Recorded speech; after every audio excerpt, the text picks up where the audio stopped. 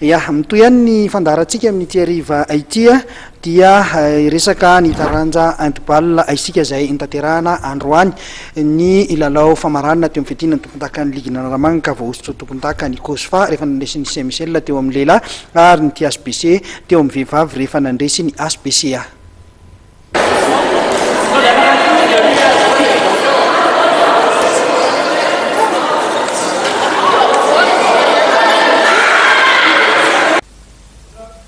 Ny ekipan'ny THBC sy ny COSFA no Voahosotra ho tompondakan'Analamanga taranja handball atamin'ity tompolalaovana 17 ity.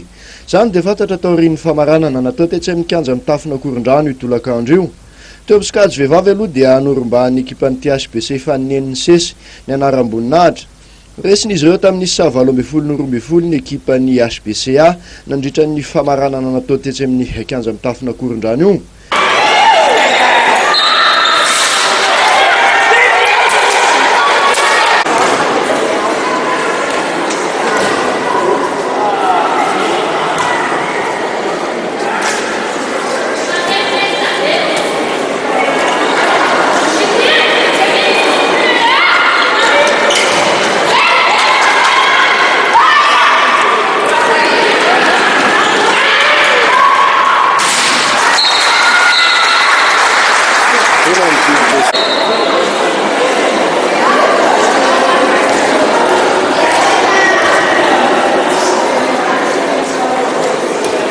Efa nanomboka ny taona 2024 moa no teo ampelantanan'izy ireo zany anarana mitafon'Analamanga izany. Ny alohan'ny fialan-tsasatra dia fantarika tamin'ny 7 ny THBC.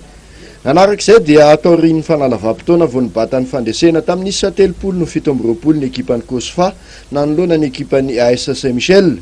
Isaraka adsala 14 rototo nandritra ny fepotona ara-dalàna.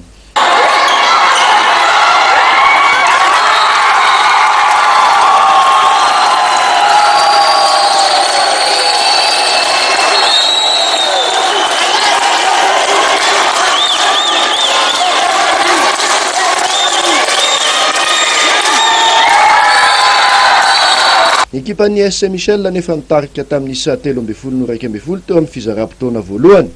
Fa tao anatin'ny 20 taona teo eo moa no tsy nahitana ny ekipan'ny COSFA handball tavita tamin'ny dingana famaranana toy izao. Izao dingana izao vita hoy ny kolonely Jean Foyer dia nohon'ny fiarah-mientana teo anivon'ny mpitantana sy ny mpilalaon'ny COSFA amin'ny hamerenana indray ny lazan'ity ekipa ity eo amin'ny sehatry ny handball. Efa roapolo taona lasa zay no sy nahazo titre ny COSFA. Dia amin'izao dia kendrainay tsara ny fanagazanan'ireo ankizy ireo, kendrenay tsara ny fahaizan'ireo milalao, fahaizan'ireo manao taktika, fahaizan'ireo teknika amin'ny fitaizana amin'ny sport.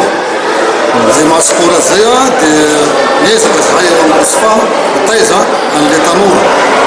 Ka après ny zava-zao dia mbola mety hisy mifandraisana COSFA 1 sy COSFA 2 zany hoe le zanany zany no tezaina amin'izy reny le zaza vao reny zany recrutena COSFA 2. Dia amin'izao fahatongavan'izao Analamanga zao dia tsy maintsy niatrika zahay amin'izao championnat zao ka tsy maintsy hoe naka ny titre moa zay niezaka mafy ary namony ny élément zay lasa ao amin'ny COSFA. Iza hoe hoe fiatrehana ny tompondaka national na championnat national? Zay zao après n'izao dia to dia manao stage bloqué anamikany dia efa manomana an'io zany zay. Hatreto aloha dia mbola tsy voafaritra mazava ny fotoana anaovana ny fifaninanana nasionaly na izany aza dia samy efa manomana avokoa ireo ekipa voakasika izany.